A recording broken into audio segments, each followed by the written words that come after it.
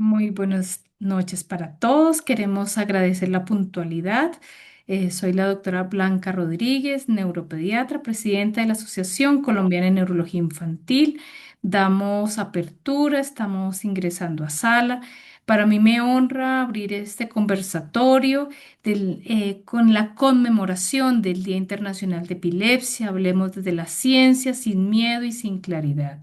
Quiero agradecer enormemente a nuestra directora de comunicaciones y miembro de la junta directiva, la doctora Paula Vanessa Ibarra, quien no hubiera sido posible sin ella poder llevar a cabo hoy este evento. Quiero darle la palabra a nuestra directora del Comité de Epilepsia, la doctora Isabel Camacho, una hermosa amiga, colega, epileptóloga, quien hoy es el inicio de toda una serie de eventos académicos para médicos, profesionales. Hoy corresponde a padres quienes nos vamos a sensibilizar y hablar con la claridad, como así lo titulamos, quitar muchos estigmas en epilepsia. Tenemos unos invitados muy especiales que Isabel nos va hoy a compartir. El auditorio es todo tuyo. Quiero agradecerte enormemente el apoyo para el Día Internacional de Epilepsia, apoyar los grandes eventos que a lo largo del día se han hecho para conmemorar el día en la ciudad de Medellín, donde estás, y en estas alianzas que estamos haciendo con la Asociación Colombiana de Neurología y la Liga Colombiana de Epilepsia. Bienvenida, doctora Isabel. Muchas gracias por aceptar esta bonita invitación. Bueno, buenas tardes para todos. Es un placer para mí estar el día de hoy conmemorando el Día Internacional de la Epilepsia, el 9 de febrero. Quisimos hacer desde Asponi un conversatorio para padres porque estamos comprometidos con la formación no solo de los estudiantes de medicina, residentes y fellows de epilepsia, sino también con la formación a los padres y cuidadores. Tenemos hoy con nosotros a dos personas excelentes. Les voy a presentar al doctor Milton Herrera. Él es neurólogo infantil, epileptólogo, que va a estar con nosotros, y a Victoria Arteaga. La conozco desde hace algunos años como una líder para Latinoamérica en la educación, la formación y busca de las etiologías de las encefalopatías epilépticas. Bueno, entonces vamos a empezar con el primer módulo, que es hablar un poco de epilepsia, porque vamos a familiarizarnos con algunos conceptos que como padres ustedes deben tener. Les pido por favor que los videos que vamos a presentar no los pueden grabar porque es para permiso solo de eventos académicos. Bueno, entonces vamos a hablar para aclarar cuál es el primer término, una convulsión. Recordemos que las convulsiones no es lo mismo que la epilepsia y que las convulsiones son la manifestación motora de algunos tipos de epilepsia y es la urgencia más frecuente en pediatría. Puede tratarse, sino, en ocasiones de una urgencia vital, especialmente si esa crisis es larga. Y pueden ser secundarias a algo. ¿Qué quiere decir? Si al niño se da un golpe enorme, si al niño se le baja, por ejemplo, el azúcar por alguna condición crónica metabólica, por ejemplo, la diabetes, o si tiene, por ejemplo, una meningitis, puede tener una convulsión. Las neuronas son las células del cerebro y las neuronas son las encargadas de transmitir la electricidad en nuestra cabeza. Miren esta imagen que les muestro, que es una orquesta. Y así es como funciona nuestro cerebro. Toca una melodía muy armoniosa en las cuales los grupos de neuronas, dependiendo del sitio donde estén, van a diferentes frecuencias. Cuando esa armonía se pierde, cuando hay un corto en alguna parte del cerebro, pues ¿cómo va a sonar esa melodía? Mal, ¿cierto? En nuestro cuerpo no hay sonido. Es una manifestación dependiendo del sitio donde se genere ese corto, esa descarga o esa anormalidad de un grupo de neuronas. Vamos entonces a diferenciar qué es una crisis, una convulsión y qué es epilepsia. El término crisis nosotros ya lo desestimamos un poco en español porque crisis puede ser cualquier cosa, una crisis de llanto, una crisis de pánico. Tenemos que ponerle siempre el apellido, crisis de origen epiléptico, la convulsión, como les mencionaba anteriormente, que es esa manifestación motora y ya la definición de epilepsia. Entonces, la Liga Internacional para la Epilepsia define si usted ha tenido dos crisis epilépticas que no sean sintomáticas, el niño no tenía fiebre, el niño no tenía, ¿cierto?, un trastorno metabólico, separadas en más de 24 horas y la probabilidad de que siga teniendo crisis de origen epiléptico. ¿Qué nos da esa probabilidad? Si, por ejemplo, en las ayudas diagnósticas se le encontró que tenía una alteración en la formación del cerebro, si se le encontró que tiene un tumor, si se le encontró algo que explique ese evento, o si tiene un electroencefalograma, que es una ayuda diagnóstica que ahora el doctor Herrera nos va a hablar un poco más, anormalidades. Y cuando hacemos un diagnóstico de un síndrome epiléptico, que ahora vamos a hablar un poquito de eso.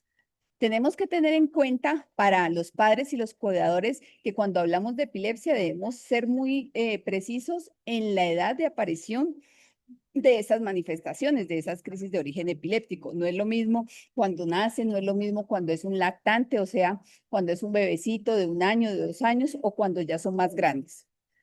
Esta es una clasificación de las epilepsias para saber si el origen es de inicio en un solo pedacito del cerebro o es en todo el cerebro, que a eso se le llama focal generalizado o cuando nosotros no sabemos, no supimos cuál fue el tipo de crisis. Y ya el tipo de epilepsia, nosotros como cuidadores, como padres, debemos reconocer y preguntar a nuestro médico tratante, bueno, ¿cuál es el tipo de crisis que hace? ¿Qué es lo más frecuente? ¿Y cuál es el tipo de epilepsia que nosotros, que padece nuestro paciente? ¿Cuáles son las causas de epilepsia? Tenemos varias causas de epilepsia y dentro de ellas tenemos las genéticas, ¿cierto? Ya sabemos que con los nuevos avances podemos determinar cuál es la etiología, la causa de las epilepsias en niños, que la resonancia es normal, el electro puede ser focal o generalizado. Cuando no encontramos nada más, algunas de esas pueden ser de origen genético posinfecciosas, una meningitis, una encefalitis, un accidente cerebrovascular o un derrame, como se llama también, lesiones perinatales, los niños que se asfixian al nacer y por ejemplo, los que tienen PCI por una asfixia severa o después de un traumatismo craneano severo. ¿Cierto? Vamos entonces, tenemos las crisis generalizadas y les voy a poner aquí, ojalá me arranque, una niña que tiene 6 años con una epilepsia generalizada y miren el tipo de crisis.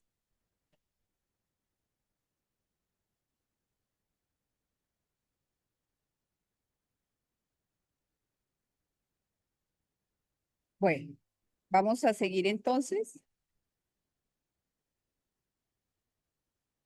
Es muy importante nosotros cuando tenemos pacientes preguntarle a los padres qué hace que convulsione, ¿cierto? En el video anterior estaba una niña que estaba haciendo una maniobra que se llama de hiperventilación.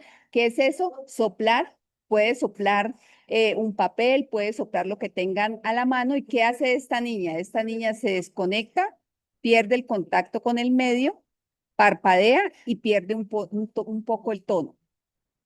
En este segundo caso era otra niña que está con el celular eh, y cuando empieza el electroencefalograma se ve que ella hace unas mioclonías, suelta el celular.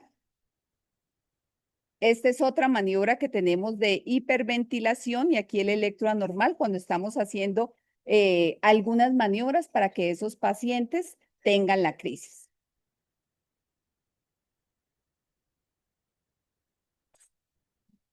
Tenemos un bebecito.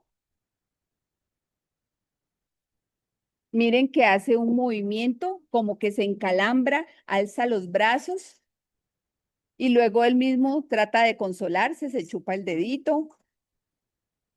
Vamos a estar atentos. Miren, sigue otra vez. Eso le produce disconfort, lo hace llorar, le incomoda. Entonces, esos eventos paroxísticos que a uno como padre le tienen que llamar la atención, ¿qué hacemos? Los filmamos.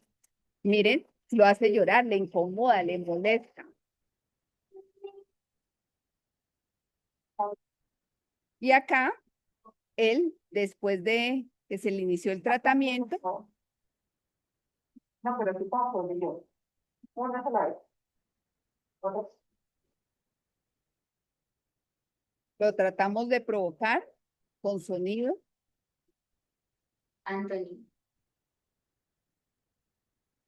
pero ahí después de el tratamiento ya no los presenta. Nuevamente tenemos una niña con síndrome de Down que tiene esa clase de, se llaman espasmos epilépticos.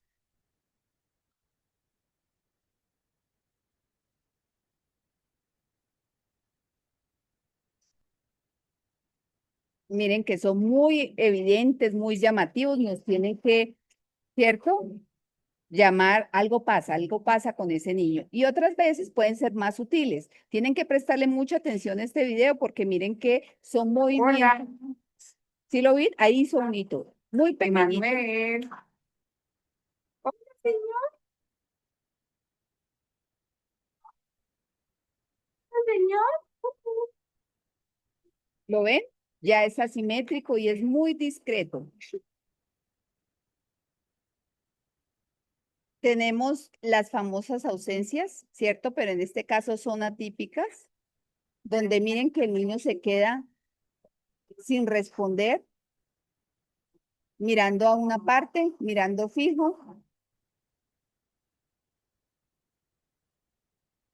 Bueno, y tenemos entonces que dentro de las epilepsias hay un espectro de manifestaciones. ¿Qué quiere decir? Que pueden ser con una semiología o una presentación diversa. No todas son chapaleando. Algunas son, como las vieron, quedarse muy quietico, mirando fijo. Otras pueden ser, por ejemplo, alucinaciones visuales, ¿cierto? Que dice que ve colores, que ve formas, que vio bolita.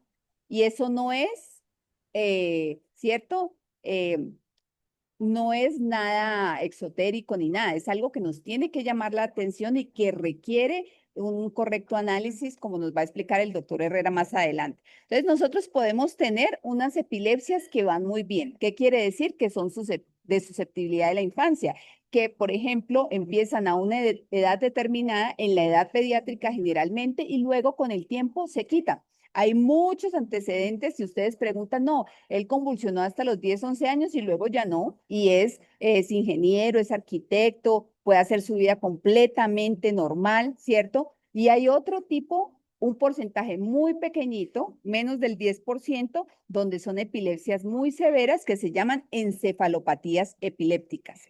¿Y qué es la encefalopatía epiléptica?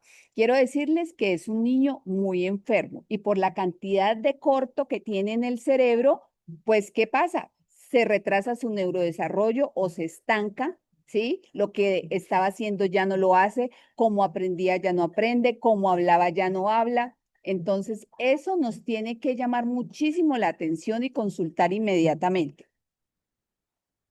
¿Y por qué es importante conocer que el paciente, su hijo, puede tener una encefalopatía epiléptica, ¿cierto? Porque puede tener un potencial de curación o de mejorar, que si se encuentra la etiología y esa etiología o esa causa es susceptible de tratamiento, pues él tempranamente se puede mejorar. Pero si nosotros nunca lo llevamos y no actuamos en un tiempo muy preciso, pues el niño va a quedar con secuelas, secuelas cognitivas, comportamentales, con una epilepsia que a pesar de lo que hagamos no se va a, pues a curar.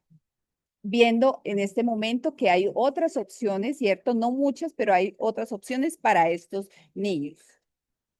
¿Y qué es la encefalopatía epiléptica y del desarrollo? ¿Qué quiere decir? El niño puede tener antes del inicio de la epilepsia un retardo, ¿sí? El niño no caminó o caminó muy tarde, a los 3, 4 años, el niño no habla, el niño tiene un severo retraso, pero todavía no ha convulsionado. o no ha tenido otras crisis de origen epiléptico. Entonces, tiene una encefalopatía del desarrollo, ¿cierto? Una alteración cognitiva o comportamental antes del inicio de las crisis. En pacientes, por ejemplo, que tienen antecedente de parálisis cerebral y tienen una etiología genética.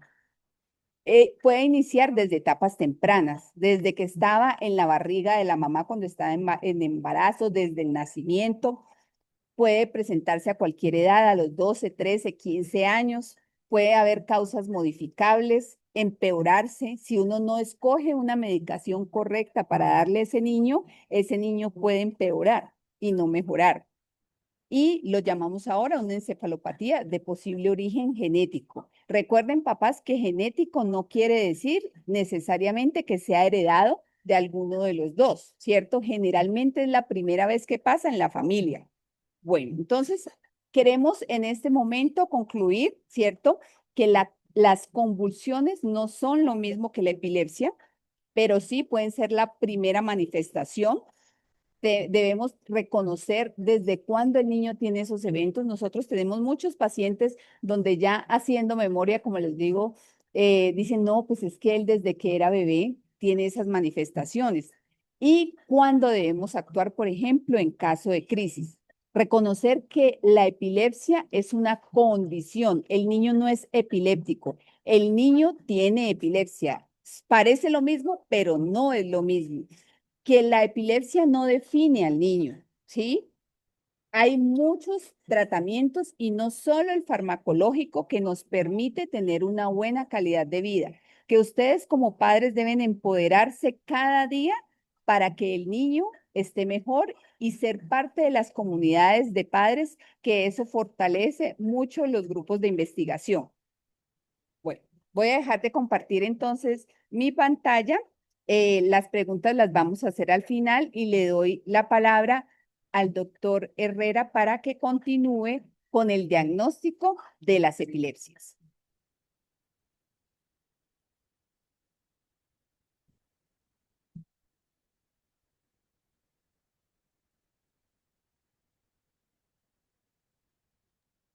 Dale un segundo, ya les comparto mi pantalla. Claro que sí.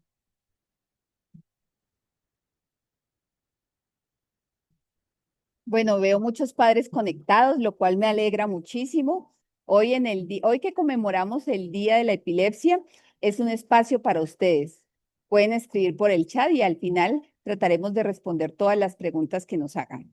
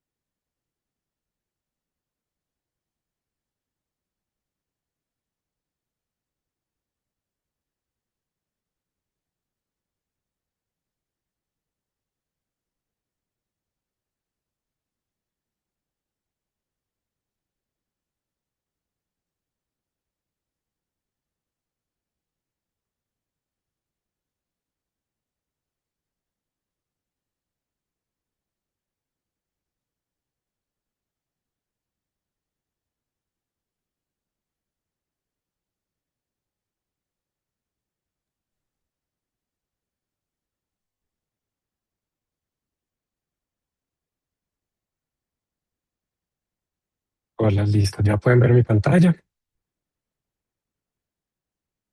Bueno, pues afortunadamente la doctora Isabel nos contó bastante pues de lo que es el diagnóstico y pues qué implicaciones tiene pues dentro de nuestros hijos, nuestros pacientes y demás. Y pues esto es muy importante para todos, ¿no? Entonces, obviamente, como ella dijo, pues el cerebro se mueve por la actividad eléctrica y pues una epilepsia se produce por una actividad eléctrica excesiva, sincrónica, que puede generar una alteración en la función cerebral. Y pues diagnosticar una epilepsia no es poner una etiqueta, es nombrar un fenómeno y así que lo podamos entender y manejarlo mejor. Entonces, ¿qué quiere decir esto? Pues la epilepsia básicamente es entender que es el riesgo, la probabilidad de volver a presentar una crisis en el tiempo. Entonces, ¿Y cuáles son? Pues como lo comentó la doctora Isabel Camacho, pues son los eventos que todos conocemos, las alteraciones de conciencia, las caídas, las sacudidas. Entonces, una epilepsia se trata de las crisis epilépticas repetitivas, que pueden ser de múltiples tipos. Y pues tenemos varias, ¿no? Como decía la doctora, los episodios de ausencia, desconexión, que son las epilepsias generalizadas, o las epilepsias focales, que vienen de una zona específica del cerebro y que dependiendo del área, que es donde se encuentre, ya sea el área motora, áreas del lenguaje o áreas visuales, van a generar los síntomas que puede tener nuestro paciente, ¿no? Dentro de estos, pues podemos tener ya las epilepsias focales que están en un sitio y se pueden propagar a otras zonas adyacentes, o las epilepsias generalizadas que empiezan pues de forma un poco más difusa, ¿no? Y no es de una zona específica. Y pues tenemos que dentro del electroencefalograma lo que vemos es actividades muy focales o que se vienen de una sola zona, ¿no? O en electroencefalogramas más generalizados que vemos un compromiso mucho más difuso, como lo comentamos hace un rato. Y dependiendo de esto, pues vamos también a generar diferentes síntomas, ¿no? Las crisis van a ser diferentes, pero el electroencefalograma nos va a ayudar a definir si es una epilepsia focal o es una epilepsia generalizada, porque es importante el diagnóstico, porque esto también nos va a ayudar a guiar un poco el tratamiento, ¿sí? Porque hay epilepsias generalizadas que pueden empeorar con tratamientos de epilepsias focales, ¿no? Entonces, pues obviamente los síntomas van a cambiar, los síndromes van a cambiar, hay epilepsias como las encefalopatías epilépticas que pueden tener muchas más crisis cuando hay procesos febriles, ¿no? Hay personas que con epilepsia que pueden estar o requerir ir a urgencias múltiples veces al año, mientras otros pacientes pues van a tener una o dos crisis al año o incluso pueden durar muchísimos años sin crisis. Entonces eso también es importante, que no todos los pacientes se van a comportar igual, los diagnósticos van a depender mucho de la historia clínica, el examen neurológico, eh, el electroencefalograma, la resonancia cerebral, que nos va a ayudar a definir si hay una alteración estructural o no, ¿sí? Como decía la doctora Isabel, los tumores, malformaciones, ¿no? Secuelas de un trauma, secuelas de una ACV o secuelas de algún evento perinatal que haya generado alguna lesión estructural. Y eso pues nos va a ayudar también a definir los tratamientos, el pronóstico, la duración del tratamiento. Es muy frecuente que con todos los exámenes salgan todos normales y siempre los papás tienen una angustia, pero es que porque todo es normal, esto debe tener una explicación y algo debe ser. Pues realmente aún, a pesar de todos los exámenes que tenemos tanto aquí en Colombia, en Estados Unidos, en Europa, el 50% de las veces no tenemos un diagnóstico específico, un diagnóstico etiológico, ¿sí? A pesar pues, de estudios genéticos, resonancias de 3 7 teslas, sigue siendo muy parecido ese porcentaje. Y pues si bien hay un grupo que a pesar de que no tenemos un diagnóstico, la epilepsia puede ir con un mal pronóstico, la mayoría de las epilepsias en donde no encontramos una causa tiende a ir bien. Bueno, entonces aquí el hecho de que no encontremos algo no quiere decir que esto sea peor, o sea, es muy probable o es más probable que sea algo mejor, ¿no? Pero entonces, ¿cuándo podemos hablar de epilepsia? Pues es un paciente que tiene una crisis epiléptica con un riesgo de recurrencia de más del 60%, y esto pasa en aquellos casos que tenemos una lesión estructural o tenemos un antecedente de un trauma craneoencefálico severo, o en pacientes que tienen una alteración del examen neurológico, ¿sí?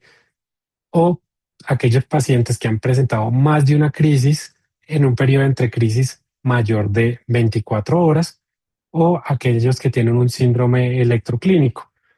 ¿Cómo sabemos? Pues dependiendo de las características tanto de las crisis o a veces pacientes que tienen dos tipos de crisis, nos ayuda a englobarlos dentro de un síndrome o con la ayuda del electroencefalograma, ¿vale?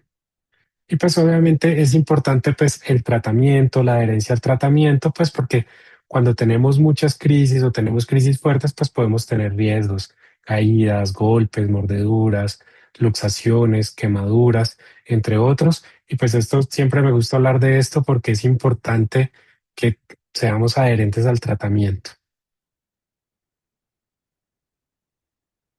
Entonces, eso, ¿por qué estamos haciendo esto? Perdón. Entonces, es importante tener en cuenta que una persona no recibe el diagnóstico de una epilepsia por una sola crisis aislada, ¿no? Tiene que tener más crisis o tener otra información para poder dar ese diagnóstico. Y por eso el diagnóstico no se hace a la ligera. Tenemos que tener claro la historia clínica, los estudios, el contexto y todo lo que está pasando pues alrededor del paciente. Y pues estos espacios son muy importantes porque ayudan a entender un poco mejor la epilepsia, reducir los miedos, reducir el miedo del estigma. Además, pues poder conocer que hay otras cosas que se pueden hacer, hay otras cosas que están pasando, como los grupos de familiares, grupos de pacientes, grupos de apoyo, y pues el hecho de que podamos hablar más, podamos conocer más, compartir los miedos, va a ser mucho más favorable pues para los pacientes y para sus familias.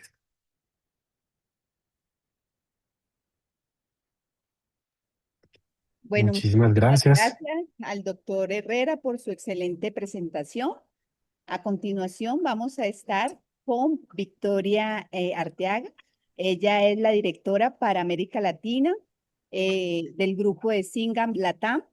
Es una organización sin fines de lucro cuya misión es mejorar la calidad de vida de los pacientes con SINGAP, que es una encefalopatía epiléptica de origen neurogenético. Adelante, Vicky.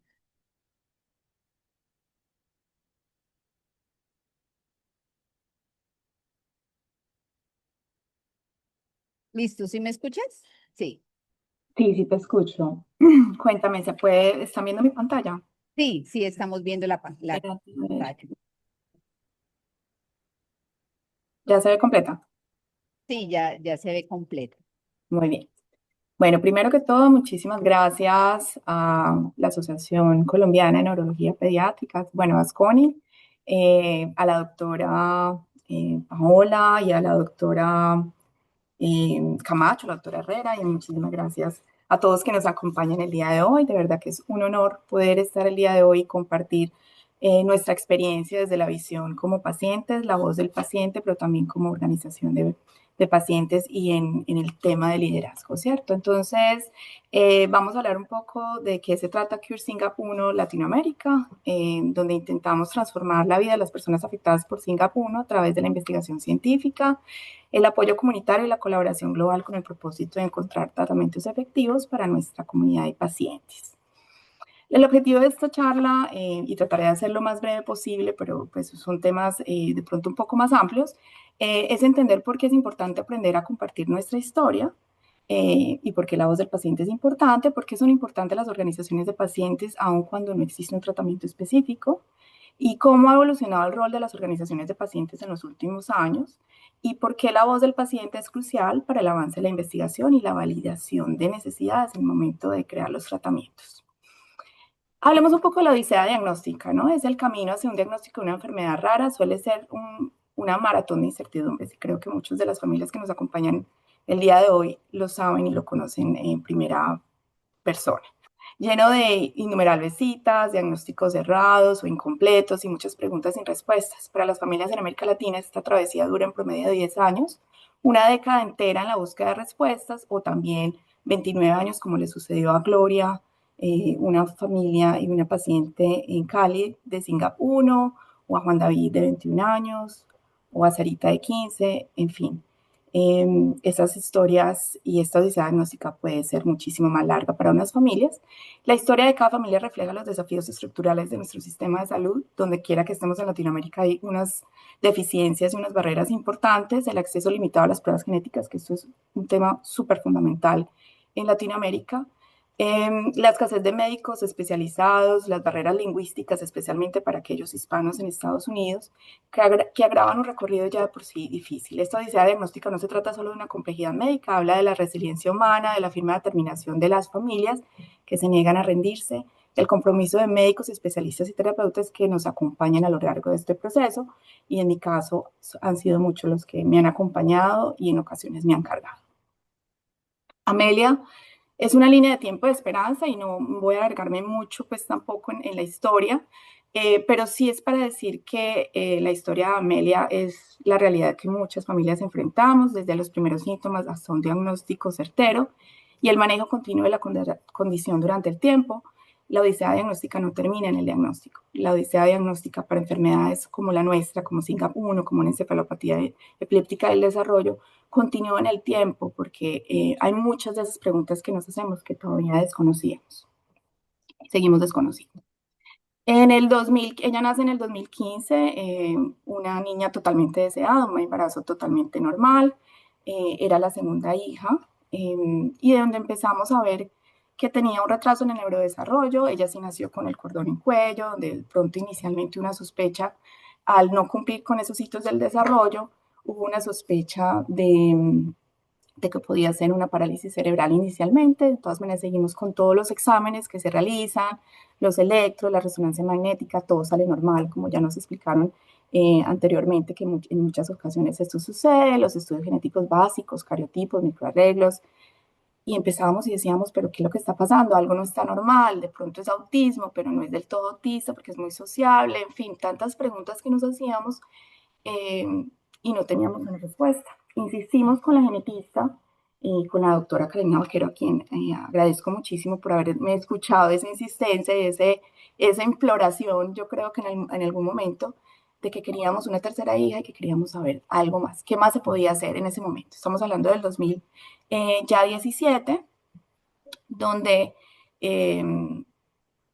inicialmente dijimos que podíamos hacer, el exoma trío no, estaba, en ese momento todavía no sucedía en Colombia, se fue para España, regresó 45 días después y en el 29 de agosto del 2018 recibimos el diagnóstico de SINGAP 1. ¿Qué era? ¿Qué era eso? Eso fue lo que yo recibí, un resultado, no teníamos ni idea. Era la primera paciente de Colombia, la 200 del mundo, estábamos perdidos en ese diagnóstico, información científica, algunas publicaciones científicas, eh, era algo complejo de entender, de digerir, de todo lo que leíamos. Aparecen en las crisis, empezamos a tener crisis de mioclonías palpebrales, empezaron a tener caídas súbitas y en ese momento hasta 200 crisis al día. Amelia estuvo hospitalizada un par de veces y empezamos también ese sufrimiento de encontrar los medicamentos adecuados para ella. Y ya en este momento tenemos un combo de 3 medicamentos después de varios errores y tratar de encontrar la combinación perfecta. Y en este momento ya tenemos clobazam, Epidiolex, que es CBD, y la Migtal. Empiezan también, pues empezamos en otro proceso, ese proceso de aceptación que es tan importante para las familias, es ese duelo del hijo que imaginaste que ibas a tener, pero que no ocurrió. Y es dejar ir esas expectativas que tenías y llenarte de una realidad de aceptación que es muy dura, que sigue siendo un duelo espiral. Hay momentos que aceptas, hay momentos que tienes rabia, donde te preguntas por qué nosotros, porque en esa genética impresionante, en el caso de nosotros éramos de nuevo, o nos ocurrió, porque nos ganamos esa lotería. Entonces pasamos de preguntarnos el por qué, sino para qué. Y ahí es donde empieza un poco esa etapa de liderazgo, donde creo que no estaría acá hoy, no fue algo que yo escogí, SINGAP 1 no la escogimos, no la hubiera escogido, pero escogió a mi hija y escogió a nuestra familia y en algo teníamos que involucrarnos. Entonces inmediatamente nos involucramos con la Organización de Pacientes en Estados Unidos, mientras conseguimos pues todo este proceso de cómo llegaba a un aula especial, donde teníamos, donde podíamos participar en estas investigaciones que estaban ocurriendo a nivel mundial y empezamos también a integrar un sinnúmero también de terapias para contener. Soy completamente convencida que la rehabilitación temprana es fundamental, las terapias son fundamentales y hay que también un enfoque de atención integral e interdisciplinario para nuestros pacientes. Son 10 años de determinación. Esta es Amelia, se las presento. Como bien saben, nos enseña todos los días de la resiliencia, el poder de la comunicación adaptada y la alegría que se encuentra en las pequeñas victorias, donde poco a poco vemos en Amelia muchas ganas de aprender, todavía está en pañal, habla 200 palabras. Vivimos en Florida, entonces es bilingüe, entiende los dos idiomas, su lenguaje es el más fácil, o sea, escoge sus palabras más fáciles según lo que le parezca, y son solo palabras, pues apenas está empezando a decir yo quiero, pues lo dice en inglés, I want, y ahí vamos en este proceso lento, pero seguro de que esas pequeñas victorias las celebramos en familia y celebramos que detrás de eso hay múltiples horas de rehabilitación y de trabajo en casa y en los diferentes lugares, como también sus aulas de educación.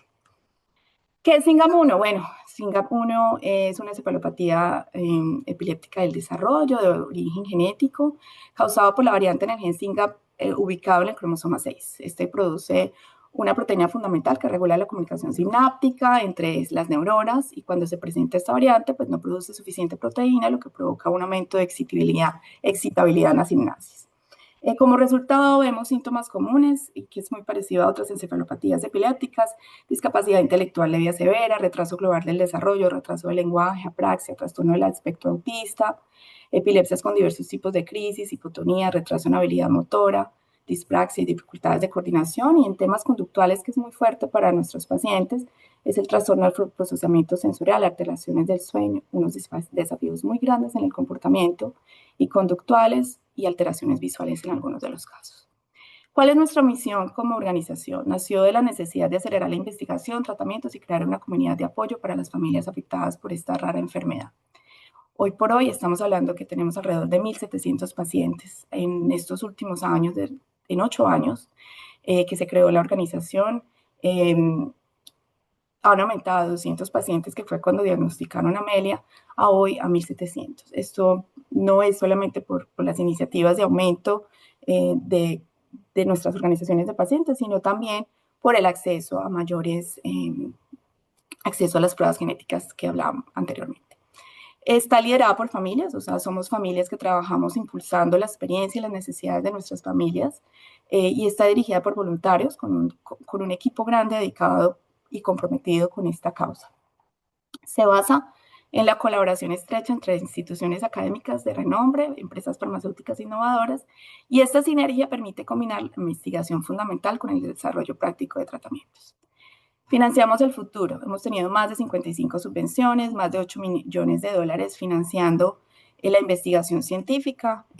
Nos hemos convertido en el mayor financiador no gubernamental, porque se han habido investigaciones importantes en subvenciones del NIH y en Europa, pero en el caso de nosotros a nivel mundial como organización no gubernamental he sido clave en este proceso de acelerar el curso de nuestra enfermedad. Nuestro objetivo es transformar los descubrimientos científicos que mejoren la calidad de vida de los pacientes.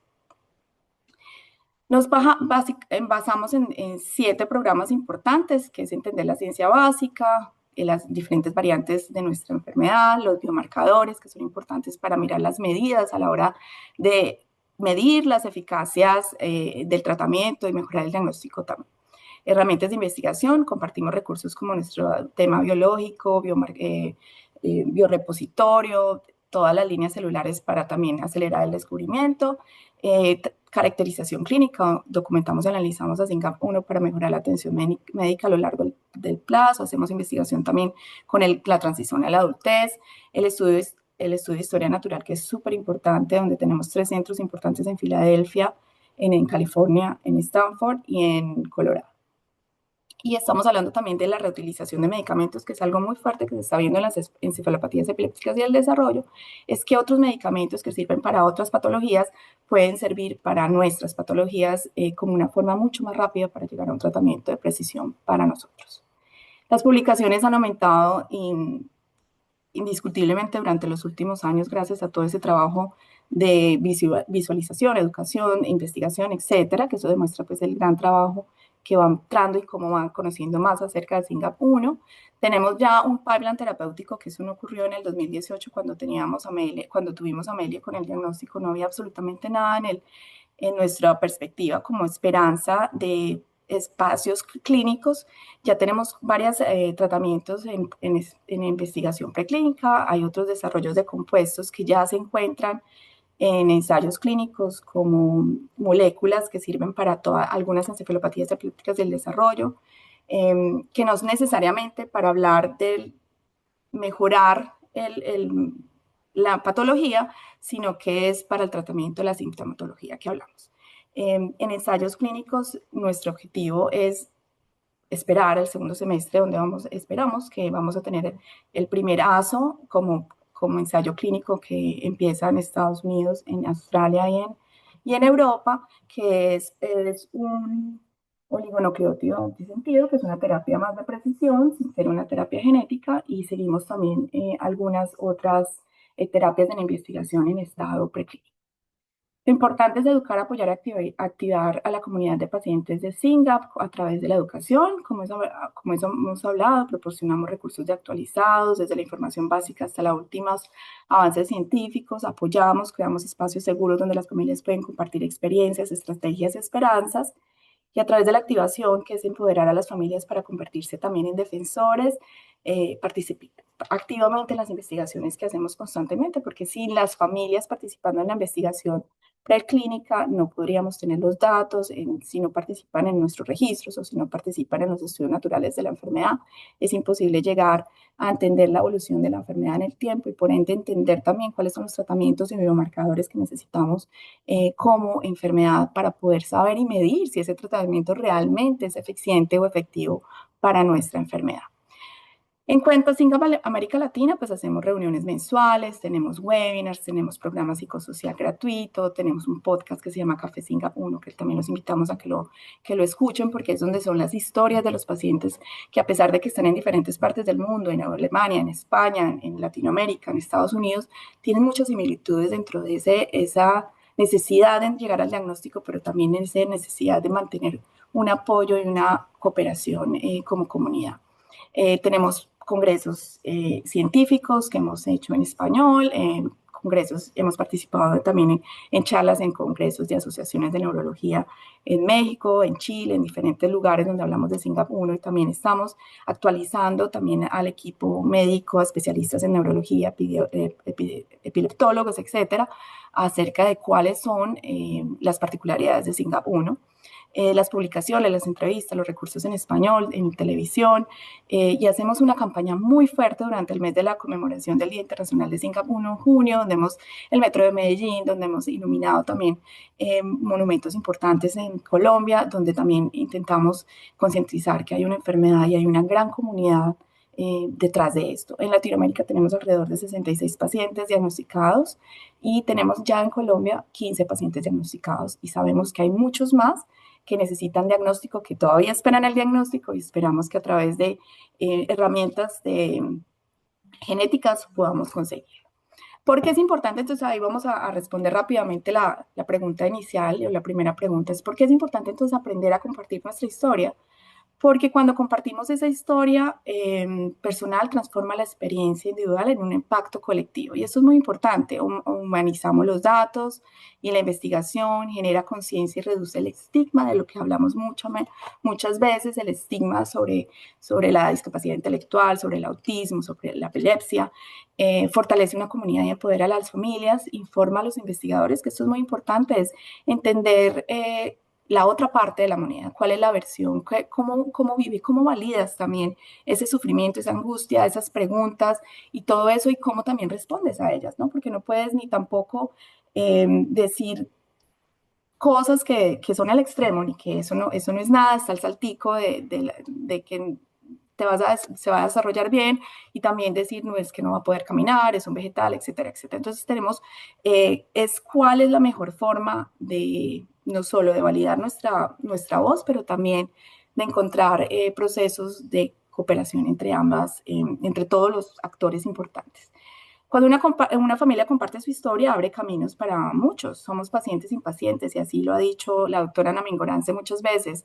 No esperamos a que exista una solución, sino que la construimos. Y es a través de invertir en investigación, de participar activamente en eso. Incluso hay muchas organizaciones de pacientes que han creado sus propias farmacéuticas pequeñas para poder llegar al tratamiento, porque muchas de las grandes farmacéuticas simplemente archivan esos tratamientos y no pasa nada. Se pierde tiempo valioso, tiempo que para nosotros es oro. Queremos nuestras terapias lo antes posible. Queremos terminar ese sufrimiento no solamente de nuestros hijos, sino de sus hermanos y de toda la familia. Entonces es muy importante también construir y acelerar esos pasos. ¿Por qué son importantes las organizaciones de paciente? Ya como lo dije, es crítico para poder acelerar la ciencia, para poder aprobar esas terapias lo antes posible. Estas organizaciones conectan y acompañan a las familias reduciendo el aislamiento, genera y difunde conocimiento confiable sobre la enfermedad a los especialistas, impulsa y financia investigación temprana, que es súper importante, la ciencia básica y entender la enfermedad de la enfermedad en el tiempo, tanto en el tiempo como en el espacio, dentro de la parte anterior también. Preparan a la comunidad para futuros ensayos clínicos, defienden el acceso equitativo a atención, diagnóstico y apoyo. Y desde nosotros como organización, la ausencia de un tratamiento no significa ausencia de acción. O sea, estamos al contrario, es precisamente en esa etapa donde las organizaciones de pacientes son el motor que acelera el camino hacia las soluciones tangibles para nuestros seres queridos. El engagement o el enganche con los pacientes y conocer a los pacientes desde antes de que empieza un tratamiento o que haya un tratamiento es fundamental porque desde mucho antes estás construyendo puentes de confianza con los pacientes y los cuales cada vez que vas en ese proceso de desarrollo de tratamientos o incluso en esos ensayos, en esos estudios preclínicos, ya puedes tener unos pacientes que conocen, que saben la importancia de participar y que esos datos son fundamentales para construir también el futuro de los tratamientos. ¿Cómo ha evolucionado el rol de las organizaciones de pacientes en los últimos años? Participamos activamente en el estudio, en el diseño de estudios, en los ensayos clínicos, colaboramos con la investigación, con la industria, con las agencias regulatorias, con el FDA en Estados Unidos, con el EMA, en fin, generamos datos importantes, registros de pacientes, aceleramos ese proceso para que el momento que suceda podamos tener ser más eficientes con el tiempo. Y también incidimos en políticas públicas y prioridades de salud, cuando también nuestra voz se vuelve más poderosa y cómo hacemos que esas políticas públicas también sean más accesibles para las familias, el tema de las cuidadoras, el tema de enfermedades raras, de tratamientos de alto costo. Todo esto tiene que ser definitivamente un rol muy importante y creo que también desde ese punto de vista cargamos con muchísima responsabilidad que también es agotador en ocasiones. Las familias ya no solo reciben información, sino que creamos conocimiento, orientamos prioridades y construimos el futuro de la investigación. ¿Por qué la voz del paciente es crucial para el avance de la investigación y la validación de necesidades? Porque aporta una perspectiva de que ningún biomarcador puede medir. La experiencia real que viven los cuidadores y los pacientes es fundamental. Si nosotros evaluamos en Singapur cuál es nuestra prioridad, no necesariamente va a decir epilepsia. El control de las crisis epilépticas, no. Normalmente es el control de los comportamientos desafiantes, la comunicación.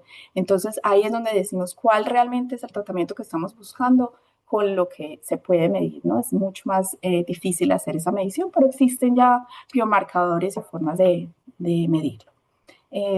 Y también entendemos la calidad de vida, la funcionalidad, la autonomía, cómo pueden ser más autónomos, cómo pueden ser más independientes.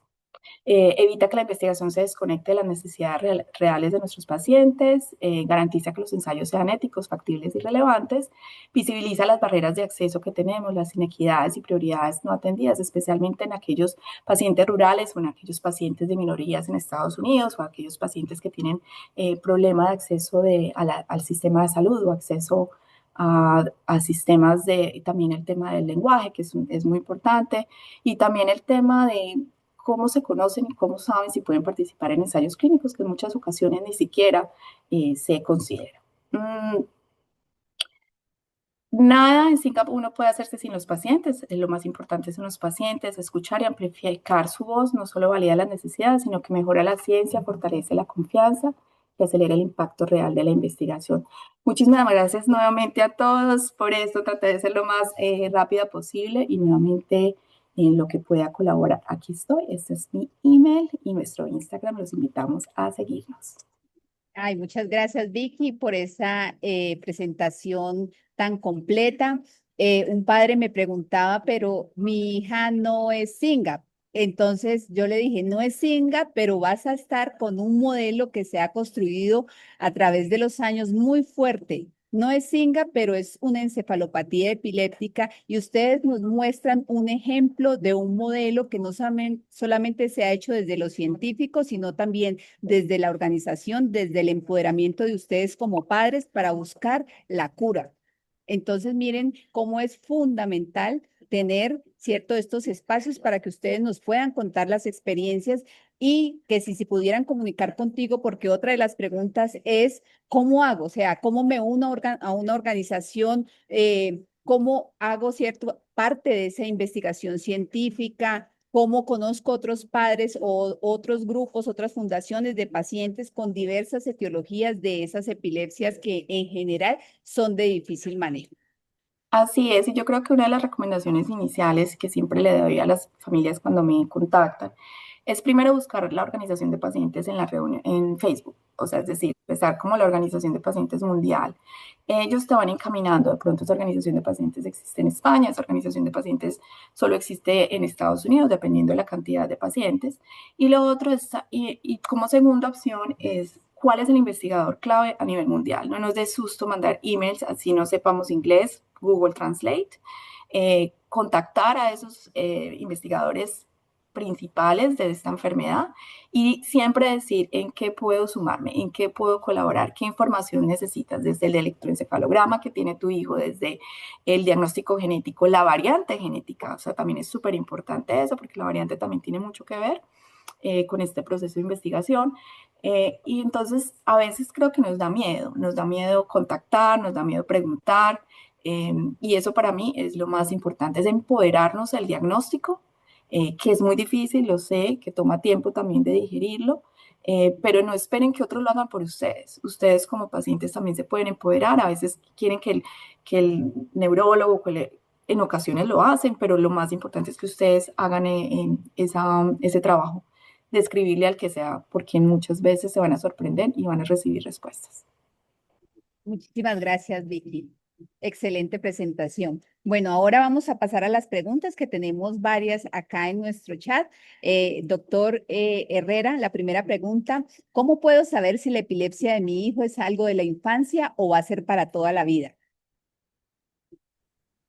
Bueno, esta es una muy buena pregunta y es algo muy frecuente en nuestras consultas.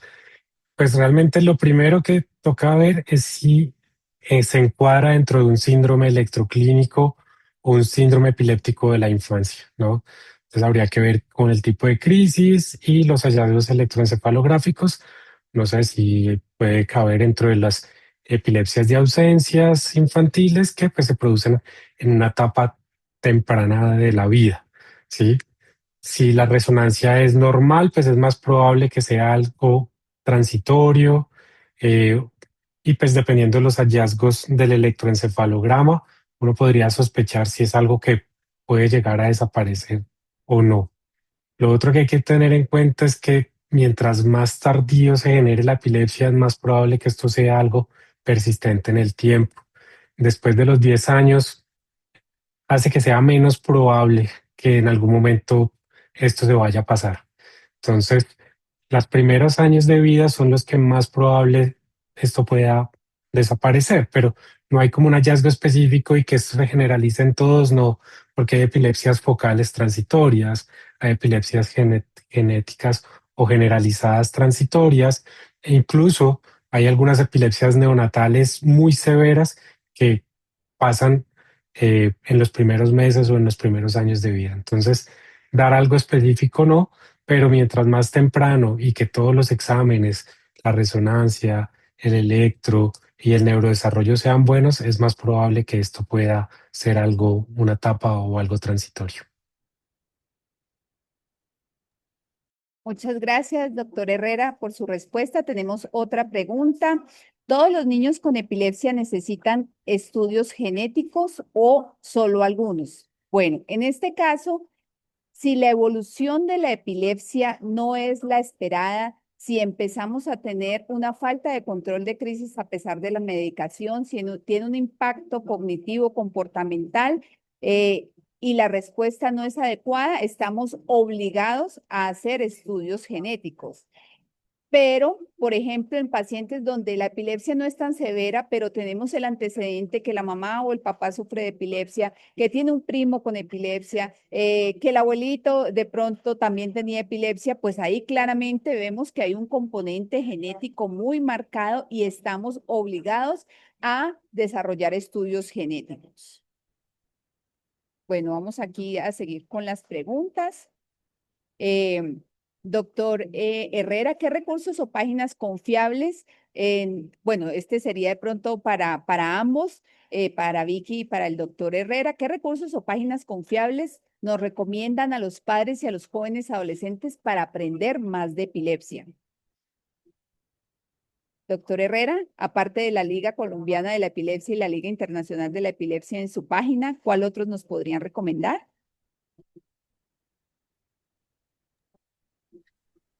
Para padres, es que en español no tengo alguna específica. No sé si Victoria tiene más. Sí, yo le recomiendo Epilepsy Foundation, que tiene también muchos recursos en español, incluso entrenamientos Ya, en español. Es sí, súper importante. La Epilepsy Alliances también tiene muy buenos recursos también. Muchas gracias. Yo les Bueno, puedo mandar ahorita el link. eso, por favor. La epilepsia está diagnosticada, la bebé está diagnosticada con una epilepsia focal. Se encuentra medicada. Deseo saber si esto es algo transitorio o puede ser permanente. ¿Cuál será su pronóstico escolar y cognitivo? ¿Qué estrategias o qué tipo de estimulación podemos implementar para favorecer el desarrollo cognitivo y neurológico y del lenguaje del bebé? y es un poco como la pregunta anterior. Habría que mirar exámenes, neurodesarrollo, una serie de cosas en el examen físico para poder determinar si puede ser algo transitorio o no. Es muy difícil con una sola pregunta poder establecer esta decisión si se va a desaparecer o no. Exactamente. Bueno, ¿cuál es la finalidad de poder diferenciar la epilepsia focal de la generalizada y en qué cambia el manejo de las mismas? Muy importante esa pregunta, porque nosotros tenemos fármacos específicos para los tipos de epilepsia en general. ¿Qué quiere decir? Que usted puede agravar, por ejemplo, una epilepsia generalizada con un medicamento que se hace para epilepsia focal. Tomemos el ejemplo de la carbamazepina, del trileptal, del tegretol, en algunas epilepsias generalizadas como la ausencia, la epilepsia tipo ausencias infantiles, la epilepsia mioclónica puede empeorar drásticamente, ¿cierto? El curso de esa epilepsia. Por eso es fundamental la correcta caracterización, como yo les mostré en la diapositiva donde estaban los cuadritos, cuál es el tipo de epilepsia, cuál es el tipo de crisis que tiene mi hijo y si ustedes quieren llevarle un muy buen dato al médico que los ve, tómenle un video, no para ponerlo en YouTube, no, para mostrarle únicamente al médico y a la comunidad científica qué está haciendo, qué crisis o cuáles tipos de crisis hace el niño para saber nosotros con la semiología, o sea, con lo que ustedes nos están mostrando, con el electroencefalograma y si necesita o no imagen para una correcta caracterización y un tratamiento adecuado y específico. Bueno, miremos acá. Ahí nos compartió Victoria en el enlace. Bueno, por favor, nos hablan más del síndrome de West y posible desarrollo al futuro. Doctor Herrera, si nos apoya con esa pregunta. Bueno, el síndrome de West es una encefalopatía epiléptica que se caracteriza por un tipo de crisis específica que son los espasmos infantiles y que se asocia a un patrón en el electroencefalograma de ipsarritmia, ¿sí? Eh, Esto lo puede causar muchas cosas, no es como que tengamos una única causa. Se puede presentar por malformaciones cerebrales, infartos cerebrales, infecciones cerebrales, saben, cualquier otra cosa. Y últimamente cada vez más frecuente los síndromes genéticos. Obviamente la principal causa de síndrome de West es la esclerosis tuberosa, que es un síndrome genético específico, pero también podemos estar incluso SYNGAP, eh, bueno, ahorita no recuerdo mucho, son KCNQ2, listo, muchas mutaciones nos pueden producir esto. Quiere decir que el síndrome de West se causa por diferentes, tiene diferentes etiologías, listo. Dependiendo de la etiología, va a depender mucho el pronóstico, el tratamiento, ¿sí? Y los manejos a seguir. Si, por ejemplo, tenemos un síndrome de West, pero tenemos una malformación cerebral, se puede beneficiar de una cirugía muy temprana, ¿no? Y esto puede ayudar en la respuesta. Si tenemos, pues, una mutación en el KCNQ2 y que nos está generando un síndrome de West, pues podemos dar tratamientos dirigidos con bloqueantes de canal de sodio, entre otros. Entonces, claro, cada vez más lo que vamos es que en el síndrome de West tenemos que hacer un diagnóstico temprano y rápido para poder dirigir mejor el tratamiento a las causas existentes y poder mejorar el pronóstico o cambiar la historia natural de la enfermedad, ¿no? Entonces, esto es lo que estamos viendo.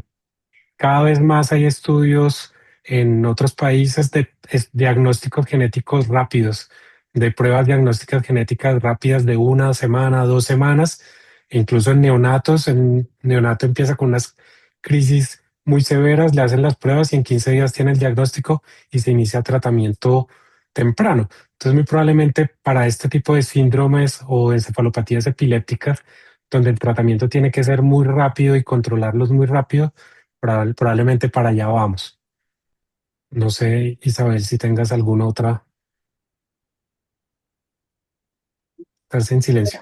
Bueno, muchas gracias por la respuesta.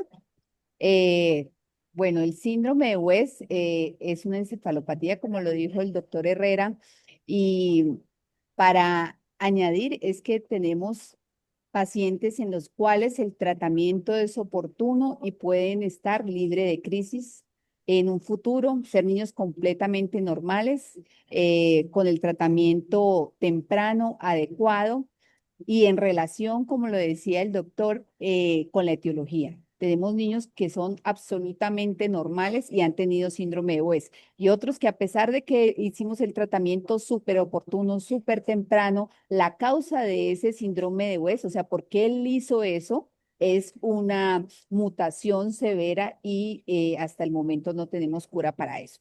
Bueno, yo les agradezco mucho. Tenemos otras preguntas, pero ya el tiempo se nos ha terminado. Esperamos tener muchísimos más espacios como estos de educación a padres, de compartir con amigos, con colegas, para poder aclarar todas las dudas que tienen y sobre todo para volvernos una comunidad con ustedes que tengan el conocimiento acerca de qué es la epilepsia, que no solo hoy que lo estamos celebrando, sino todos los días, ¿cierto? Hagamos esos mítines, esas reuniones para cada día aprender un poco más. Muchísimas gracias.